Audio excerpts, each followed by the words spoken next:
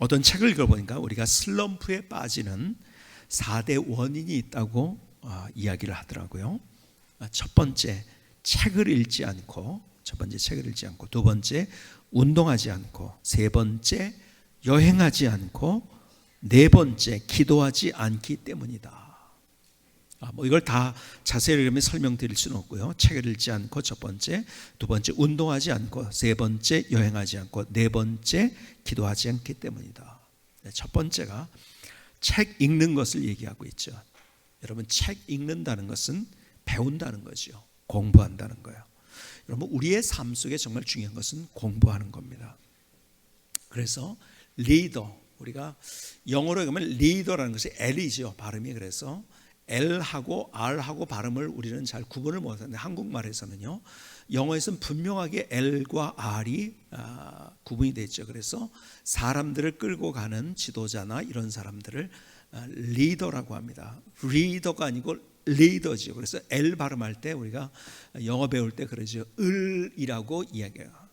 R은 으로 하고, 그 다음에 L은 을이라고. 그래서 리더, 이게 이제 우리가 사람들을 이끌고 가는 어떤 지도자를 얘기할 때 리더입니다. 그래서 영어의 가장 쉬운 문장 가운데 A leader is a reader.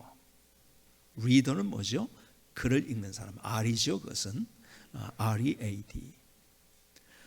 리더는 리더다. 여러분, 그래서 유명한 이야기를 그 링컨이 했는데요, 이런 얘기를 했어요. 한 권의 책을 읽은 사람은 두 권의 책을 읽은 사람의 지도를 받는다.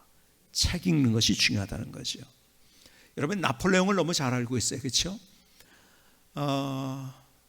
이 나폴레옹의 이야기, 이 사람을 사람들이 전쟁에 능한 어떤 장군으로 알고 있고, 그리고 우리가 그냥 황제가 되려는 야욕을 가지고 이제 유럽 전역을 다 이제 점령했던 그런 사람이죠. 근데 그 사람이 한 얘기 가운데 유명한 얘기가 있죠. 내 사전에 불가능이란 없다. 뭐 불가능이 없었습니까? 결국은 잡히고 전쟁에, 워터로 전쟁에서 지게 되고, 그 다음에 그리고 나서 이제 유배당하고, 불가능이 있죠. 사람이요, 불가능. 근데 그가 그렇게 자신 있게 얘기할 수 있었던 이면의 이야기가 있어요. 왜 그럴까요? 그는 그의 인생 50년 이상 동안에 책을 읽었는데, 얼마나 읽었는가? 8,000권의 책을 읽었던 사람입니다. 그러니까 책을 읽은 것이 자기에게 있기 때문에, 그래서 그가 자신 있게 그런 얘기를 할 수 있었죠. 여러분, 로마사에서 가장 중요한 사람, 한 사람을 꼽으라고 한다면 시저일까요? 줄리어스 시저, 혹은 카이사르라고 이야기를 하죠. 카이사르. 나라에 따라서 발음이 다르니까요. 이 카이사르, 이 사람이 얼마나 대단한지, 시오노 나나미는 제가 그분의 로마인 이야기라는 책을 읽다 보니까 아주 이 줄리어스 시저를 사모하는 사람이었더라고요. 사랑을 하더라고요. 대단한 사람이죠. 근데 그 사람이 어떻게 위대한 사람이 될 수 있었는가의 이면 속에는 그가 독서를 하는데, 어느 정도 독서광이라고 할 정도로 독서를 했었습니다. 조정래의 정글말리라는 책이 얼마 전에 굉장히 베스트셀러가 됐어요. 중국을 이해하는 책이라고 얘기도 하고요. 그런데 이 책을 쓰게 된 배경을 인터뷰를 통해서 제가 신문에서 봤는데요, 이분이 이 책을 쓰기 위해서 몇 년을 준비했느냐? 20년을 준비했는데요, 이 책 때문에 읽은 책이, 직접적인 책이 이 책 때문에, 직접적인 거, 간접적인 건 물론 따로 하고요, 80권의 책을 읽었다는 거예요. 그리고 그가 중국을 16번을 방문하면서, 때로는 잠깐도 갔지만은 아예 거기서 한 달, 두 달씩을, 몇 달씩을 살면서 연구를 했는데, 그의 취재 수첩이 무려 90권이나 될 정도로 그렇게 아주 공부하고 집중적으로 연구했기 때문에 그런 소설이 나올 수 있었던 거죠. 도올 김용옥, 이분이 요한복음 강해를 EBS 방송에서 한 적이 있습니다. 그때 제가 너무 이분에게 충격. 이분이 요한복음 강의에 대해서 너무 비약이 많고 그래서 제가 같이 좀 이렇게 생각이 다른 부분들이 많지만 이분한테 도전받은 게 뭐냐? 요한복음 강해를 하려고 시작했을 때 책을 제일 먼저 사는데 요한복음에 관한 책을 자기가 사는데 아마존닷컴에서 원서를 사는데 얼만큼을 책을 샀는지 아세요? 제가 깜짝 놀랐어요. 몇 권으로 얘기하기보다 돈으로 제가 말씀을 드릴게요.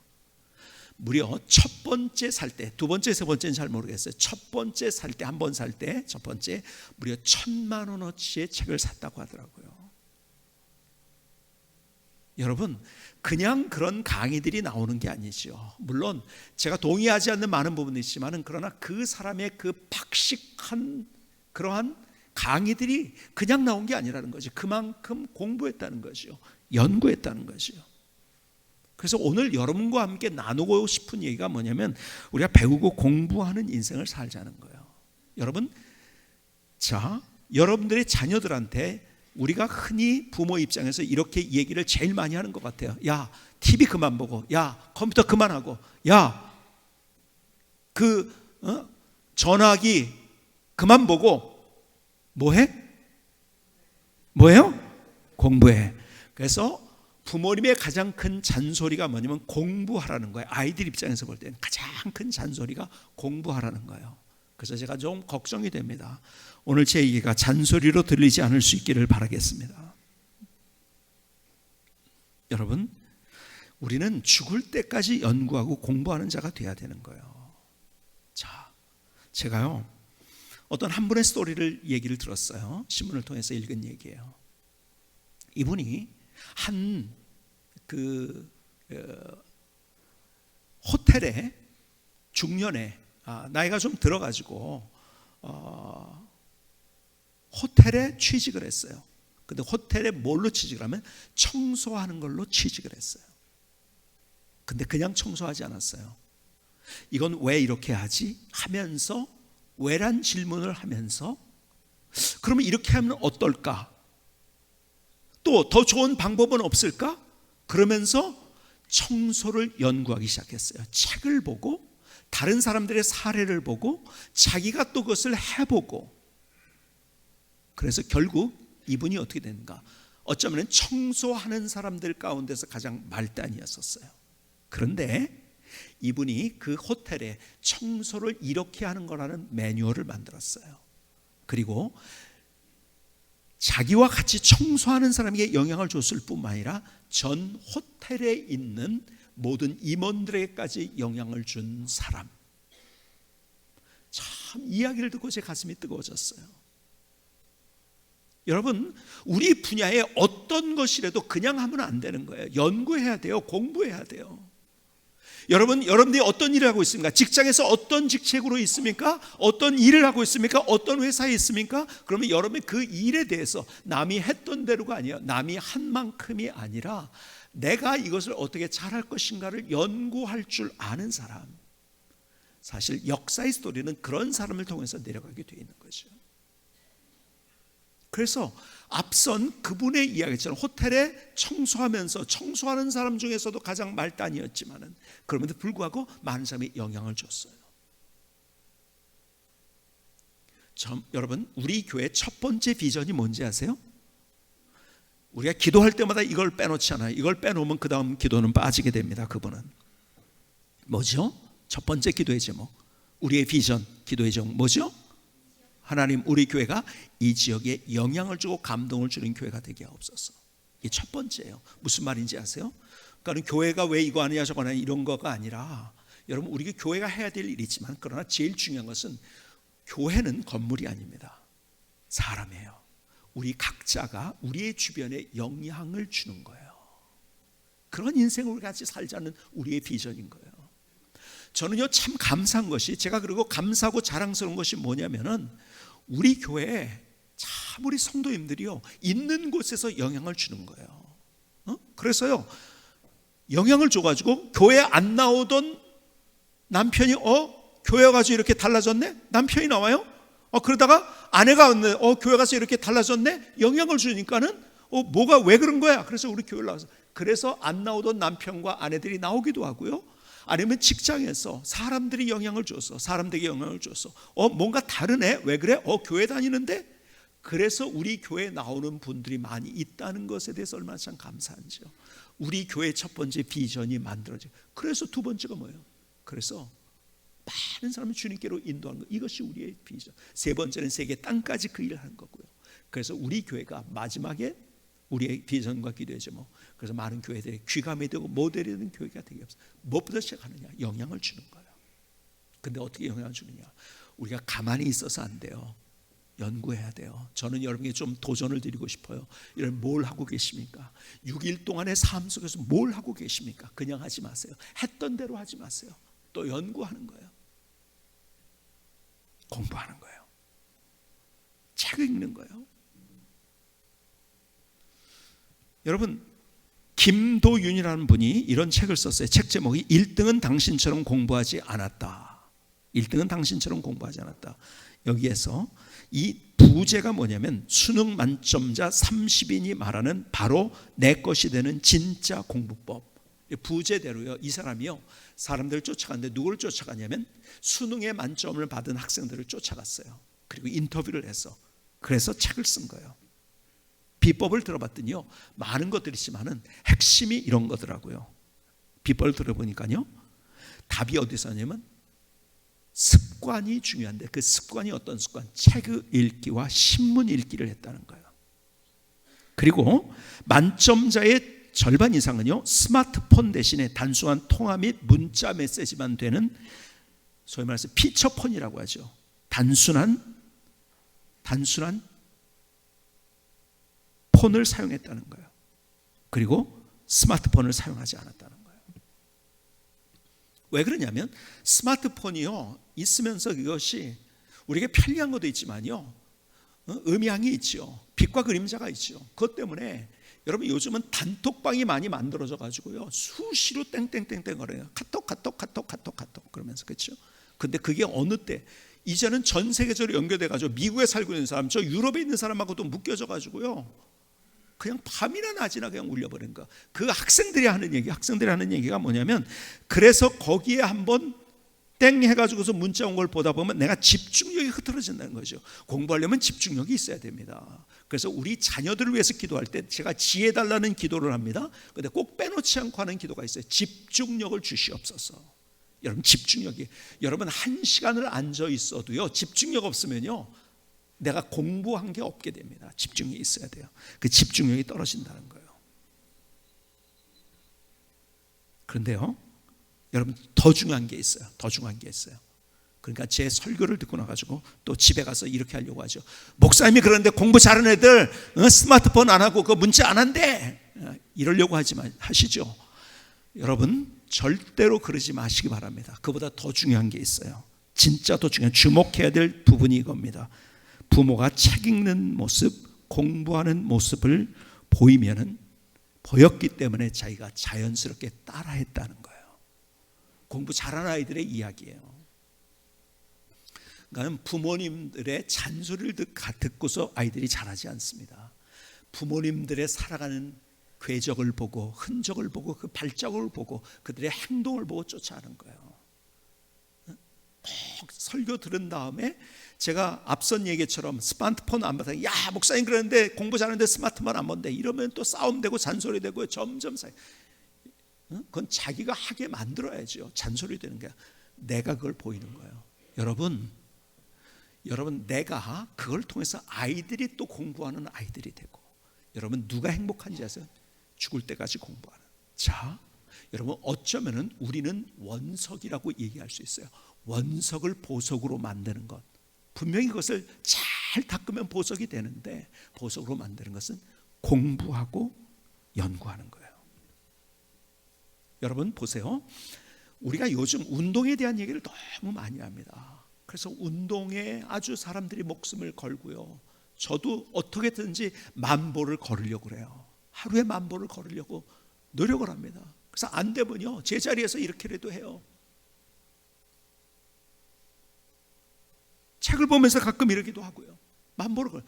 근데 우리가 육신의 운동보다 더 중요한, 육신의 근육을 만들고 육신의 운동, 우리 몸의 근육을 만들고 운동을 하는 것보다 더 중요한 것은 그것은 우리의 머리, 뇌의 운동, 뇌의 근육을 만드는 거예요. 여러분 보세요. 결국은 우리 몸은 뭐의 지배를 받는지 아세요? 우리의 뇌의 지배를 받습니다. 우리의 생각에. 그래서 우리 몸짱이 되는 것보다 더 중요한 것, 그래서 몸의 근육을 만드는 것보다 중요한 것, 뭔지 아세요? 그것은 뇌의 근육을 만들고 뇌의 운동을 하는 거예요. 그게 뭔데요? 그게 공부죠. 인생을 다르게 살아가는 사람들은, 그리고 멋지게 살아가는 사람들은 늘 죽을 때까지 공부하는 사람들. 여러분, 우리의 목표는요, 죽을 때까지 공부하고 연구하는 삶을 살아야 돼요. 근데요, 그러기 위해서 여러분, 제가 여러분에게 말씀드리고 싶은 거 이거예요.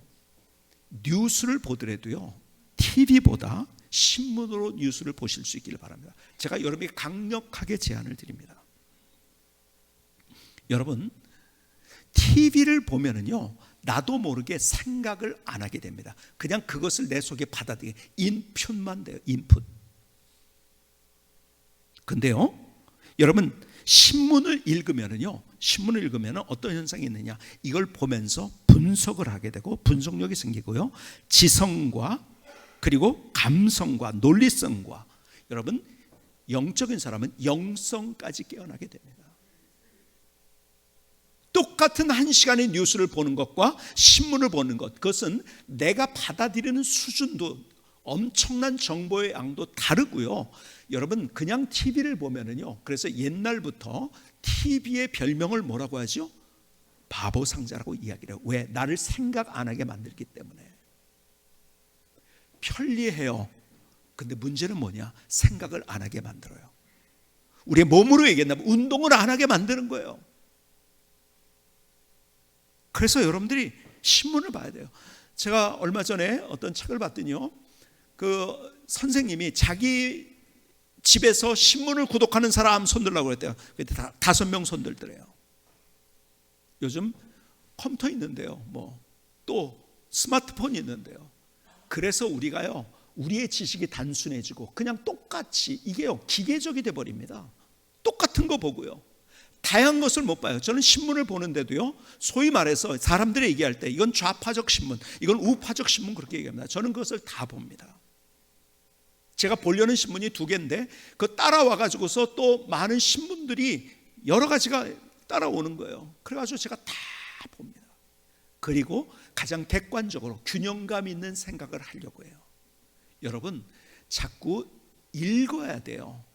그냥 편하게 보면서 내가 그렇게 뉴스를 들으려는 것과 내가 머리를, 뇌를 움직이면서 분석하면서 그 신문을 보는 것과, 이거는 완전히 다른 거예요. 여러분, TV가요, 특별히 편집이 되는 것이 얼마나 많은지 아십니까? 너무 편집이 되는 거 많아요. 편집이란 얘기 많이 들어보셨죠? 제가 안타까운 게 뭐냐면, 요즘 신문보다 여러분 TV에서 자꾸 교회에 대해서 공격하는 것들이 많이 있는데, 안 공격하면서 공격하는 게 있어요. 그게 뭔지 아세요? 예를 들어서 만민중앙교회라는 교회가 있어요. 근데 그 교회는 완전 이단입니다. 그러니까는 교회에서 이단으로 딱 내놓은 데인데, 여러분 방송에 보면 뭐라고 하면 대형교회, 만민중앙교회. 사람들이 이단인지 아닌지 모르는 거예요. 그러니까 교회 왜 저래? 그렇게 되는 거죠. 그렇죠? 여러분, 이 편집이 되는 건, 제가요, 몇 년 전에 어떤 한 분을 만났는데 우리나라의 제일 큰 방송국에 PD를 했던 분이에요. 특별히 이분이 다큐멘터리를 많이 만들었는데요, 특별히 이 야생 동물에 관한 것들의 프로를 많이 만들었어요. 근데 그분이 하는 말, 이분이 소명을 받아서 신학교 시험을 본 다음에, 그러고 나서 이제 시험에 본 다음에 저한테 얘기한 거예요. 저를 어떻게 만나게 됐어요. 근데 그분이 하는 얘기, 목사님 그거 다 편집되는 겁니다. 의도대로 와이어를 사용하고, 그래서 야생으로가 아니라 거기에서 그 사람이 찍고 싶은 것을 찍도록 그 야생동물을 그렇게 만들어 놓는다는 거죠. 그러면서 하는 얘기, 목사님 TV는 편집이 너무 많아요. 그러는 거예요. 오래전에 제가 한 투표하는 날, 대통령 선거하는 날 어떤 TV 방송에서 와서 인터뷰하는 것을 제가 옆에서 보게 됐어요. 자, 인터뷰를 하는데 그래서 이제 내보내는 거죠. 근데 뭐라고 어떻게 인터뷰하는지 아세요? 질문을 주더라고요. 이런 질문을 하니까 대답하세요. 거기까지는 괜찮아요. 그리고 이렇게 대답해 주세요. 그러는 거예요. 제가 깜짝 놀랐어요. 아, 질문과 대답을 다 주고서 인터뷰하는구나. 근데요, 대답을 안 주고 인터뷰할 때도 물론 많이 있어요. 그런데 그때는 어떻게 하는가? 계속 얘기합니다. 그리고 자기가 내보내고 싶은 그 장면만 딱 잘라냅니다. 앞뒤 없이 잘라내면요, 다른 얘기가 나온다는 거 아십니까? 앞뒤 없이 다 잘라내면요, 다른 얘기가 나옵니다. 어떤 목사님이 TV에서 나오는데 막 기자하고 얘기하면서 막 화를 내는 거예요. 아유, 목사님, 저분 왜 저렇게 화를 내지? 저도 참 마음이 안 좋더라고요. 왜 저렇게 화를 내? 그때 나중에 몇 달 후에 알게 됐어요. 그 기자가 와서 계속해서 그 오후에 이 찍은 건데요, 오전서부터 계속 찍는다고 와가지고서 계속 약 올리듯이 질문하고, 질문한 것 또 하고 또 하고 또 하고 그러면서 계속 그러다가 마지막에 찍은 거 왜 자꾸 그러냐고, 내가 이러면 이러니까 그걸 딱 해가지고 내보내니까 어떻게 해요? 그 목사님은 나쁜 목사님, 그렇죠? 화내는 목사님. 여러분, 얼마든지 편집이 되는 거예요. 근데 화낸 것도 팩트예요. 사실이에요. 그렇죠? 근데 사실이 전부가 아니에요. 사실 이면에 있는 이야기들, 아니 더 중요한 것들은 다 빼놓고 그걸 딱 해버리니까, 그러니까 다들 얘기합니다. 나는 팩트에 근거한 거라고. 내가 없는 걸 어떻게 내보내냐고. 그렇죠? 있는 거예요. 그렇죠? 근데 편집된 거죠. 편집이 이렇게 무서운 거예요. 그래서 여러분, 요즘 그래서 이런 얘기 많이 하죠. 휴대폰 잃어버리면 절대 안 됩니다. 요즘 무서운 세상이에요. 어떻게 되는지 아세요? 여러분, 지운 거 다, 그것을 다 뭐예요? 지웠던 것을 다 회복할 수 있어요. 뭐라고 그러죠? 그걸 복원한다고 그래요. 근데 복원하는데요, 그것도 누군가가 그걸 가지고서 계속해서 편집을 하잖아요. 편집을 해서 복원을 하면은요, 다른 이야기가 나올 수 있는 거예요. 무서운 세상입니다. 여러분, 그래서 내가 본 것이 다 진리도 아니고 진실이 아니라는 것. 그래서 그렇다고 신문의 뉴스가 다 맞는 것도 아니에요. 그러나 조금 더 객관적으로 내가 생각하는, 그래서 머리를 쓸 수 있는, 지성을 개발하고 우리의 지혜가 새로워질 수 있는, 더 좋은 인사이트를 줄 수 있는, 아니 우리의 머리에 운동을 하고 우리의 머리에 뇌의 근력을 키울 수 있는 거기 때문에 여러분, 뉴스를 보더라도 신문이 훨씬 더 나은 거예요. 제가 무슨 말씀드리는지 공부하자는 거예요. 자, 그런데 보세요. 우리가 공부에 대한, 제가 열정에 대한 설교를 계속하고 있어요. 지난주에는 제가 우리 민족을 위해서 여러분들이 이렇게 하자는 이야기를 했지만요, 3.1절 맞이했어. 근데 무엇에 대한 열정? 배우는 열정, 공부하는 열정. 근데 특별히 무엇에 대한, 무엇을 배우는가? 오늘 디모데후서 3장 14절은 이렇게 얘기합니다. 그러나 너는 배우고 확신한 일에 거하라. 배울 때 확신해집니다. 확신을 가질 수 있어요. 배우고 확신한 일에 거하라. 배우라고 얘기합니다. 무엇을? 하나님의 말씀을 배우라는 거죠. 내가 누구에서 배운 것을 알며 또 어려서부터 성경을 알았나니 성경은 능히 너로 하여금 그리스도 예수 안에 있는 믿음으로 말미암아 구원에 이르는 지혜가 있게 하느니라. 여러분, 우리가 하나님의 말씀을 특히 배워야 된다는 거예요. 여러분들의 분야를 배우고 공부해야 돼. 근데 특별히 우리는 모두가 다 똑같이 공통적으로 배워야 될 것이 하나님의 말씀. 왜요? 구원에 이르는 하나님이 누구신지, 내가 어떻게 구원받는지, 하나님이 누구신지에 대해서 우리가 알아야지 하나님을 누리면서 우리의 인생을 살기 때문에 그런 거예요. 여러분, 스마트폰이 있어요? 그 스마트폰이 가지고 있는 기능 얼마나 사용합니까? 보통 사람들이요, 제가 볼 때는요 10분의 1도 사용 못합니다. 거기 얼마나 기가 막힌 편리한 기능들이 많아요. 왜요? 몰라서 그런 거예요. 아는 만큼 누리는 겁니다. 그렇죠? 여러분, 전자제품도요, TV도 요즘 살아가지고 TV를 비싸게 샀어요. 왜 비싼지 해서 기능이 너무 많아가지고. 근데 그 기능을 쓰는 사람 껐다 켰다만 해요, 보통. 그렇죠? 왜? 모르니까.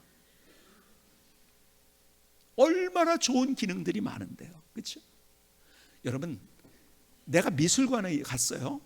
그런데 그림을 아는 만큼 보인다고 하죠. 그림을 보려면요, 루브르 박물관을 갔어요. 진짜 그 그림을 알려면은요, 역사를 알아야 돼요. 문화를 알아야 돼요. 예술을 알아야 돼요. 그렇지 않으면 그 그림이 뭔지 몰라요. 얼마나 좋은 그림인지 그 그림을 통해서 누리는 기쁨을 가질 수가 없어요. 왜? 모르니까. 여러분, 아는 만큼 보이는 거예요. 하나님이 누구신지 안다고요? 아니요. 우리가 너무 모르면서 교회 나온다고 하나님을 안다고 생각하는 거예요. 아니에요. 우리는 하나님에 대해서 어쩌면 100만 분의 1도 몰라요. 그러니까 하나님이 누구신지를 모르니까 하나님을 우리가 못 누리면서 살아가는 거예요. 하나님이 우리에게 계획하신 그 기가 막힌 놀라운 아름다운 영광스러운 많은 것들인데 그냥 교회만 왔다 갔다 하니까요, 그냥 배워야 된다는 거예요. 공부해야 되는 거예요. 하나님의 말씀을. 여러분, 디모데후서 3장 10절은 계속 이렇게 말씀합니다. 모든 성경은 하나님의 감동으로 된 것은 하나님이 우리에게 주신 말씀이라는 거죠. 그래서 교훈과 책망과 바르게 함과 의로 교육하기에 유익하다고 말씀하십니다. 무슨 말입니까? 한마디로 얘기하면 우리가 살아가야 될 지혜를 얻을 수 있다는 거예요. 성경에서 우리가 하나님의 얼마나 놀라운 지혜를 주시는지요. 그래서 요즘 그런 간증들이 많아요. 성경을 아이들에게 공부하게 하고 암송하게 함으로 인해서 아이들이 정말 공부를 잘하고 지혜롭게 되는. 여러분, 우리의 살아갈 지식이 아니라 지혜를 주는 책이 바로 하나님의 말씀이에요. 그런데 정말 중요한 건 오늘 말씀을 읽다가 말씀 속에서 제게 다가오신 하나님의 말씀, 디모데 3장 후서 3장 16절은 이렇게 말씀합니다. 17절은 이렇게 말씀합니다. 이는 하나님의 사람으로 온전하게 하며 모든 선한 일을 행할 능력을 갖추게 하려 함이라. 결국 뭔지 아세요? 하나님의 말씀을 우리가 공부하고 배움으로 인해서 우리 안에 우리가 선한 일, 좋은 일, 인생을 멋지게 살아갈 수 있는 능력을 얻게 하는, 여러분, 성경이 우리에게 능력을 주신다는 거예요. 그 능력을. 그 능력이 뭘까요? 그 능력이 뭘까요? 어떤 능력을 우리에게 주실까요? 여러분, 시편 119편은 성경에서 제일 긴 장이에요. 제일 깁니다. 그런데 그 제일 긴 장에서 무엇을 계속 얘기하면 매절마다 뭐 율례, 법도, 말씀 다 다르지만은요, 계속 다른 단어를 써가면서 하나님의 말씀에 대해서 얘기를 합니다. 다 볼 수는 없지만은 47절 한번 보실까요? 시편 119편 47절에 이렇게 말씀합니다. 내가 사랑하는 주의 계명들을 스스로 즐거워하며 또 내가 사랑하는 주의 계명들을 향하여 내 손을 들고 주의 율례들을 작은 소리로 읊조리리이다. 주의 종에게 하신 말씀을 기억하소서. 주께서 내게 소망을 가지게 하셨나이다. 이 말씀은 나의 고난 중에 위로라. 주의 말씀이 나를 살리셨기 때문이니다. 여러분, 어떤 능력이 우리에게 주는, 여러분, 세상을 살아가면서 우리는 절망할 수밖에 없어요. 그 절망 중에 소망을 갖는 건 능력입니다. 그것이 다 끝났어요. 근데 거기에서 소망을 갖고 희망을 가질 수 있는 것은 능력인 거예요.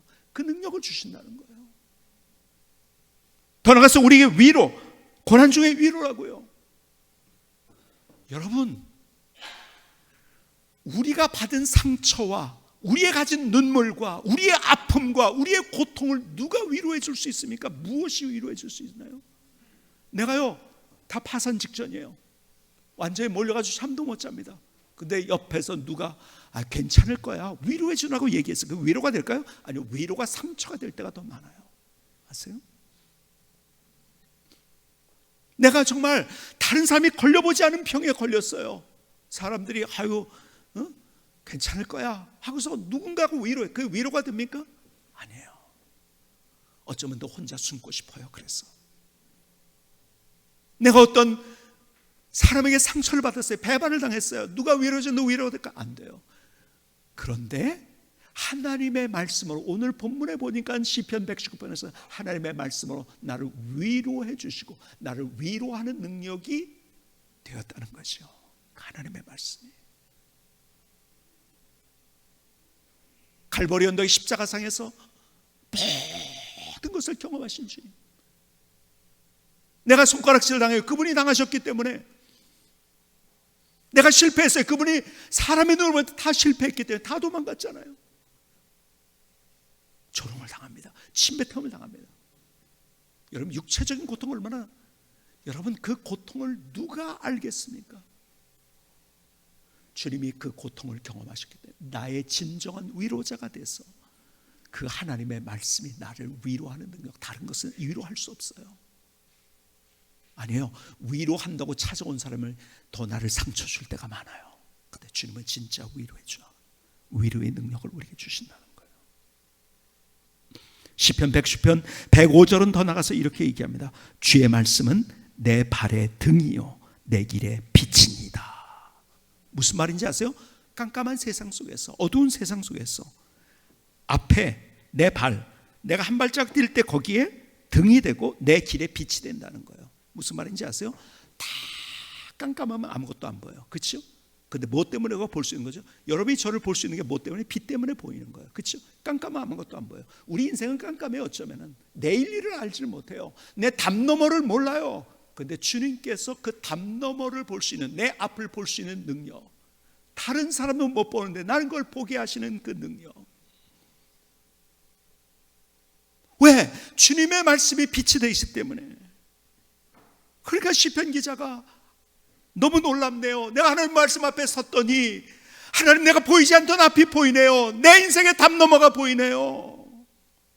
여러분, 그 너머를 볼 수 있는, 다른 사람들이 볼 수 없는 것을 보게 하는 그 능력, 하나님께서 그런 능력을 우리에게 말씀을 통해서 주신다는 거예요.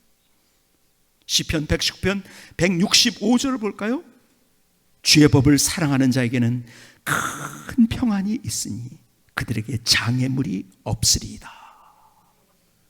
여러분, 세상은 우리에게 뭐 주는지 아세요?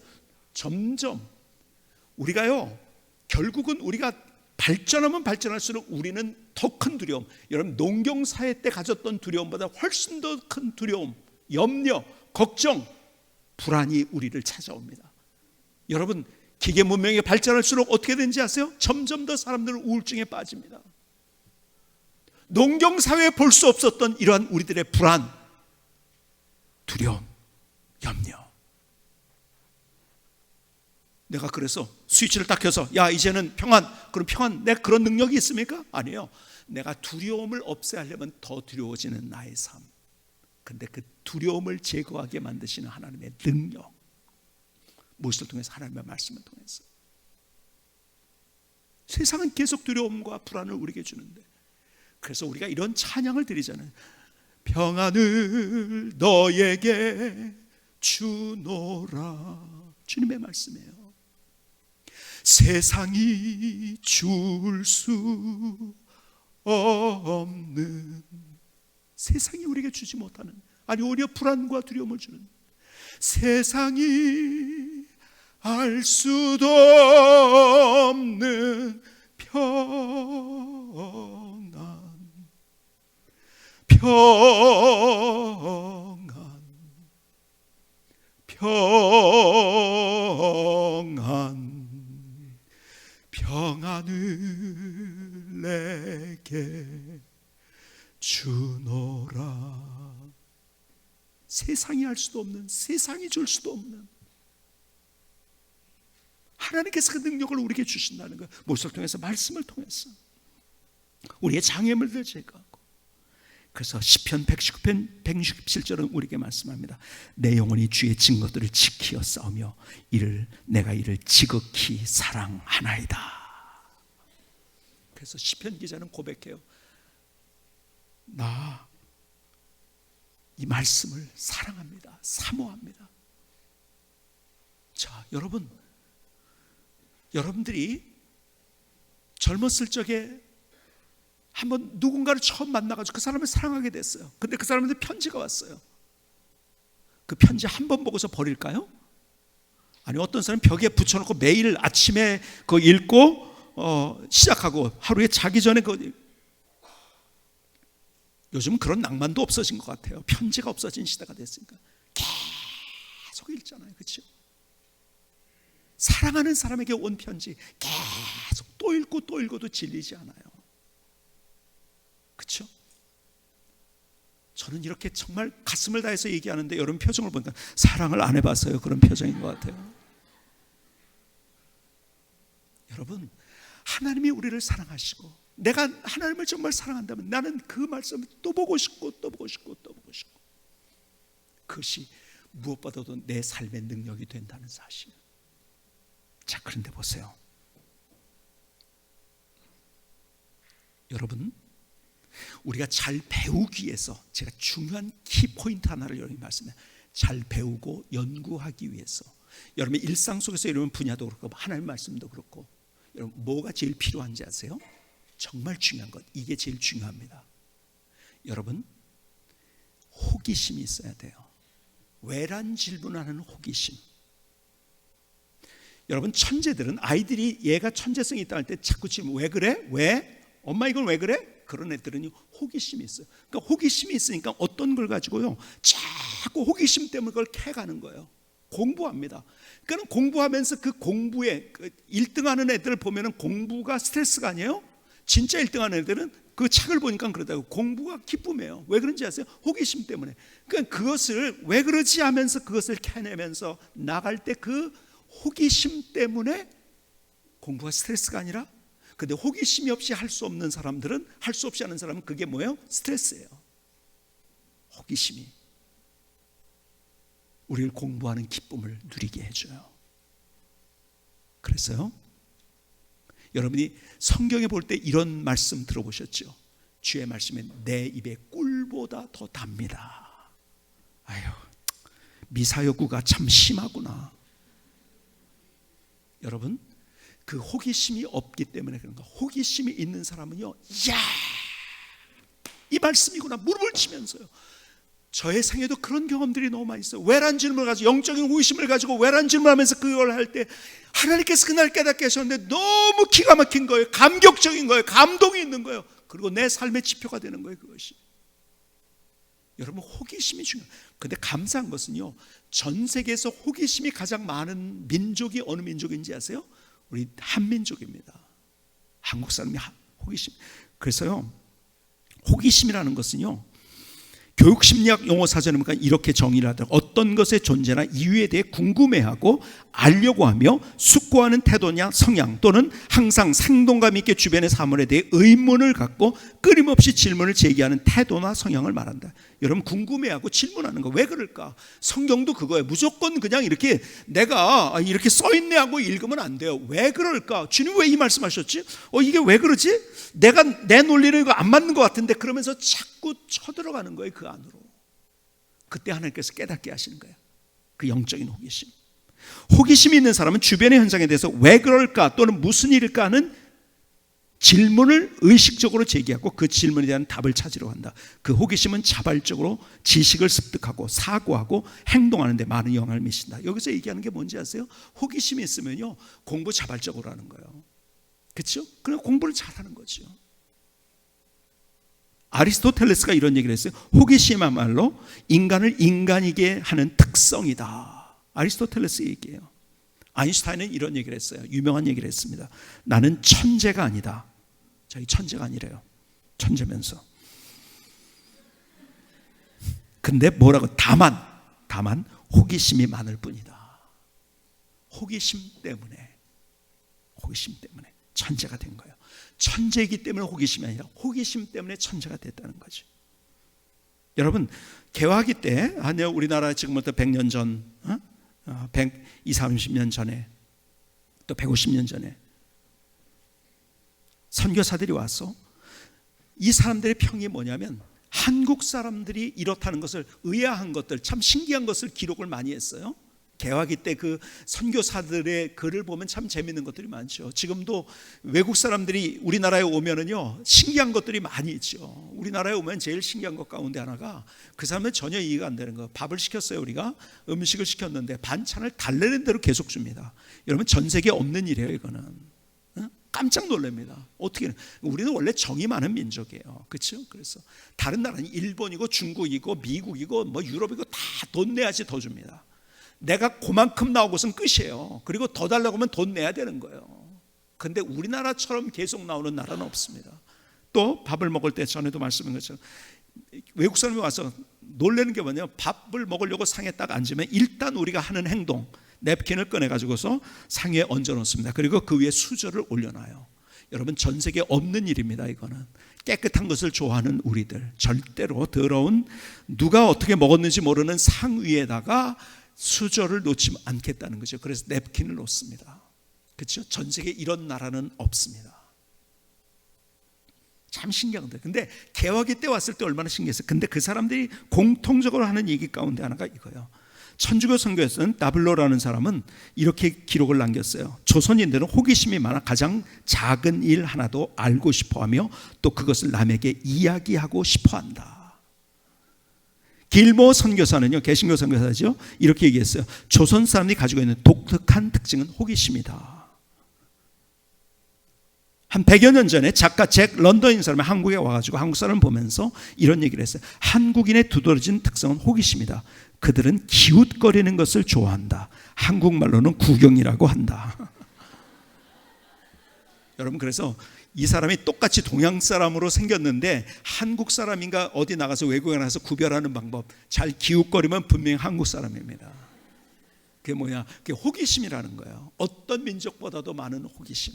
그래서 기웃거립니다.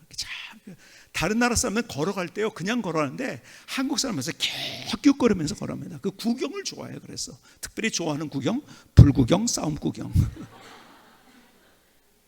참 한국 사람 구경, 그런 호기심이라는 거지. 요 근래에 유명한 베르베르라는 프랑스 소설가는 이렇게 얘기를 했어요. 한국인은 호기심에 가득 차 있다. 어린아 같은 열린 눈과 열린 마음으로 새로움을 추구한다.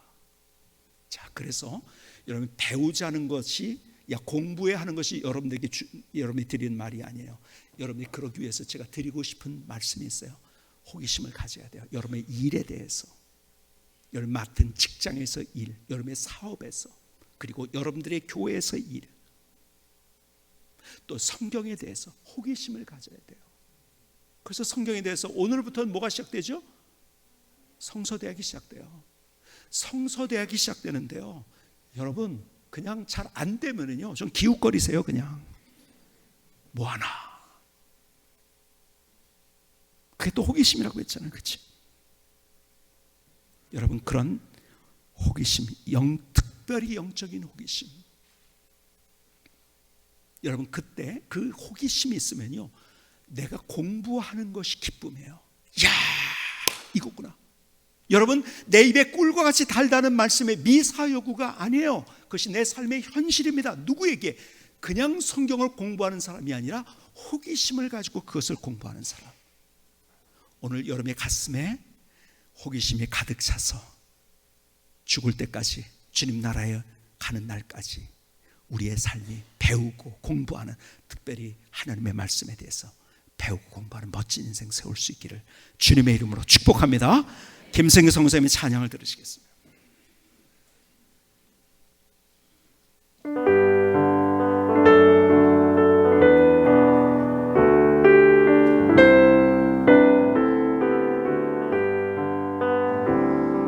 주님의 말씀은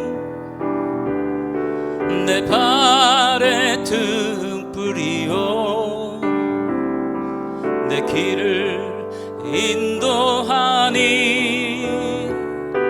내 길에 빛이 나이다.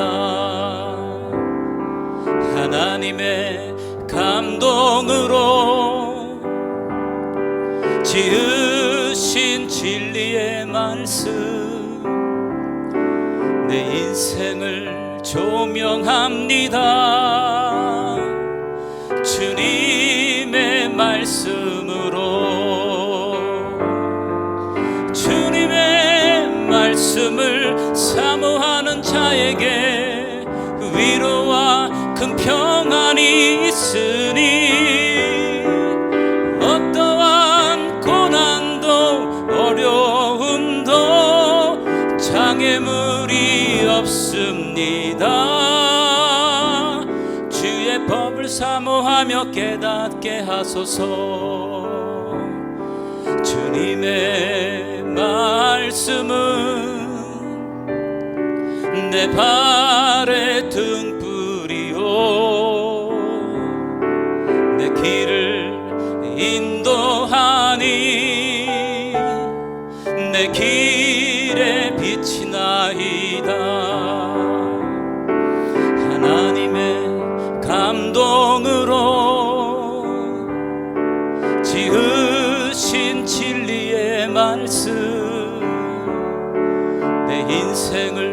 조명합니다. 주님의 말씀으로 주님의 말씀을 사모하는 자에게 위로와 큰 평안이 있으니 어떠한 고난도 어려움도 장애물이 없습니다. 주의 법을 사모하며 깨닫게 하소서. 배움의 열정으로 일어서게 하소서.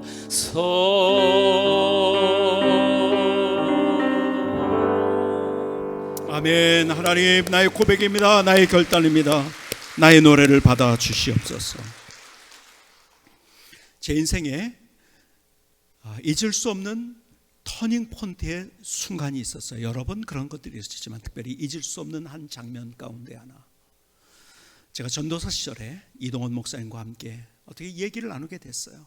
대화를 나누면서 목회에 대한 얘기를 하는데요, 여러 가지 그때 제가 가진 인사이트, 그리고 내가 이렇게 해야겠구나 하는 그런 결단이 참 많았어요. 근데 그때 하셨던 말씀 가운데 하나가 지금도 제 인생을 다르게 만든 거죠. 목사님이 독서에 관한 이야기를 하면서 독서를 하는데 본인은 책을 한 달에 10권을 읽는데요. 5권은 일반 서적, 5권은 그 기독교 서적. 그래서 균형 있게 읽는다고 하더라고요.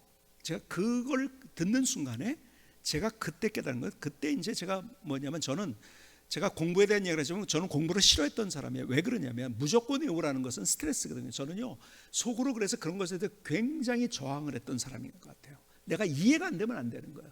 근데 그때 미국에서 공부를 하면서 제가 미국 공부는 다르더라고요. 그냥 무조건 외우라는 게 아니에요. 그리고 페이퍼를 쓰더라도 내 얘기가 안 들어가면 다 F예요. 그냥 멋있게 아무리 뭐 여기저기 갔다가 뭐 짜있게 해가지고 좋은 페이퍼를 써도 다 F입니다. 네 얘기가 안 들어가서 안 된다는 거예요. 내 얘기가 들어가니까 다 A를 주는 거예요. 얼마나 내가 막 그냥 A를 맞은 게 너무 좋은지요. 그래가지고 막 내 얘기를 쓰기 시작한 거예요. 그리고 제가 연구하기 시작, 호기심을 가지고, 그러니까 호기심을 가지고 연구하게 만드는 그러한 것을 제가 이제 미국에서 공부하면서 얻은 그 하나님의 축복이었죠. 그것과 더불어서 그 목사님의 얘기, 그러면서 제 마음속에 어떤 결단을 했냐면, 이동원 목사님 같이 은사가 있는 사람하고 은사가 없는 나하고 비교했을 때 나는 조금이라도 따라가려면 적어도 10권이 아니라 30권을 읽어야겠다. 아주 과감한 결단에서 내가 30권씩 내가 한 달에 책을 읽으리라. 호기심을 가지고 여러분 30권 읽을 수 있을 것 같아요? 처음에는 힘들었죠. 근데요 나중에 읽다 보니까요 30권이 되더라고요. 왜 그런지 아세요? 나도 모르게 속독이 되는 거예요. 그러니까 딱딱하면은 내가 책을 읽는 맥을 잡기 시작하니까요 쭉쭉쭉 나가더라고요. 물론 굉장히 헤비한 책도 있어요. 근데 반면에 어떤 책들은요 1시간이면 읽을 수 있는 책도 있고요. 늘 언제나 갈 때 여행을 가든 어디를 가든 제 옆에 책을 가지고서 시간이 있을 때 미리 가가지고 마감 효과를 이용합니다. 딱 1시간 남았다 그러면 집중하면 1시간에 책 한 권 보더라고요. 30권을 읽을 때도 있었고 못 읽을 때도 있었지만요 하여간 제 목표가 그거였었어요. 뒤를 돌아보니까 제 인생의 터닝 포인트 가운데 하나가 바로 그때였더라고요. 호기심을 가지고 책을 읽으려고 했던 저는, 그리고 책을 읽을 때도 그때 이동원 목사님 말대로 균형감 있게 저는요 모든 분야에서 고르게 교육, 정치, 경제, 인문학, 또 경영, 이 모든 것들을 골고루 읽으려고 해요. 그 안에 내게 부어주는 인사이트들이 얼마나 많고 책과 성경을 함께 볼 때 하나님께서 내게 부어주시는 은혜가 얼마나 놀라운지, 그때가 저의 인생의 터닝 포인트 중에 하나. 아마 그랬기 때문에 여러분들을 만날 수 있었는지도 모르겠어요. 저는 그래서 오늘 이 말씀을 여러분에게 드리면서 이런 기도를 했어요. 하나님, 오늘 이 자리에 있는 분들 가운데도 이 자리가 그런 터닝 포인트가 되게 해달라고. 그냥 사는 것이 아니라, 막연하게 공부하는 것이 아니라 내가 이렇게 해야겠다, 영적인 호기심을 가지고. 그래서 내가 성경을 읽을 때 늘 말씀드리잖아요. 왜란 질문하라고. 그때 거기에서 하나님께서 내게 부으시는 은혜가 너무 놀라워요. 여러분의 분야에서 무엇보다도 하나님의 말씀을 붙들고 공부하는, 그리고 연구하는 그런 인생의 터닝 포인트가 오늘 이 시간 이 자리가 될 수 있기를 주님의 이름으로 축복합니다. 기도하시겠습니다. 조용하지만 뜨거운 기도를 주님 앞에 드리십니다. 오늘 주님께서 내게